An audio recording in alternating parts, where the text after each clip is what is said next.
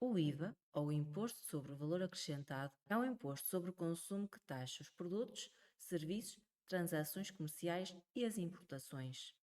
É um imposto plurifásico, uma vez que é liquidado em todas as fases do circuito económico e não cumulativo, pois o pagamento é fracionado pelos vários intervenientes do circuito económico através do crédito do imposto. Este imposto divide-se em três tipos de taxas em Portugal, aplicadas em função da zona geográfica e do tipo de atividade ou serviço, sendo elas a taxa reduzida, a taxa intermédia e a taxa normal. Para começar, deve no PHCCS Web aceder ao ecrã Taxas de IVA através do menu aplicacional.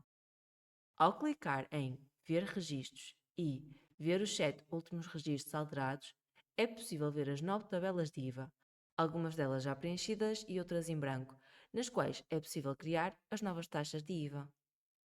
É importante referir que a tabela 2 está associada à taxa de IVA normal e não deve ser alterada. A título de curiosidade, a taxa de IVA a aplicar deve ser adaptada a cada caso. Assim, se os bens se encontrarem no continente e são expedidos, por exemplo, para a região autónoma da Madeira, a taxa de IVA a aplicar é a taxa de IVA em vigor no continente. No entanto, se os bens estiverem na Madeira e a empresa no continente tiver de emitir a fatura, a taxa de IVA a aplicar neste caso será a taxa de IVA da Madeira, pelo que a empresa terá de criar as taxas de IVA relativas à Madeira no PHCCS.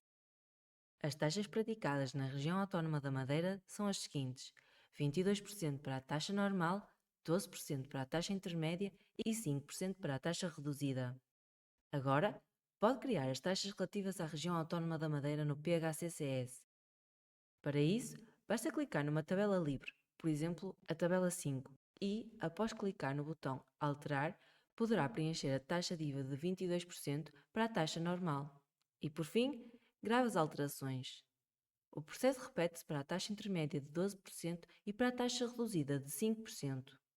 Caso a empresa tiver transações isentas de IVA, deverá ter uma tabela de IVA com a taxa 0%, como é o caso, por exemplo, da tabela 4, que não tem qualquer valor preenchido e, como tal, pode ser utilizada então para as transações com um IVA isento. Agora, tem nas suas mãos uma forma simples para criar as diferentes taxas de IVA a utilizar nas diferentes transações económicas da empresa.